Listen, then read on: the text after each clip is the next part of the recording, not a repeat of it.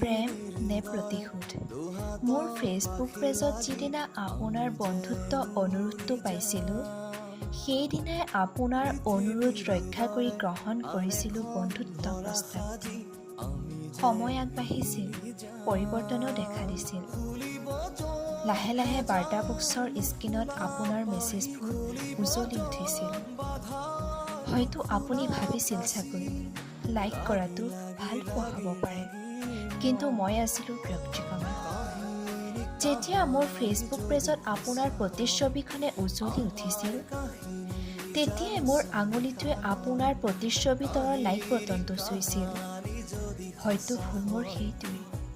ভুলটো সেইদিনাই কৰিছিলোঁ, যিদিনা বন্ধুত্ব অনুৰোধ ৰক্ষা কৰাৰ পিছত মোৰ আঙুলিয়ে আপোনাৰ প্ৰতিচ্ছবি তলৰ লাইক বটনটো চুইছিল। আপুনি প্ৰতিশোধী হৈ পৰিছিল মোৰ অজ্ঞাতে। আপুনি দিছিল প্ৰেমৰ প্ৰস্তাৱ আৰু মই দিছিলোঁ বন্ধুত্বৰ প্ৰস্তাৱ।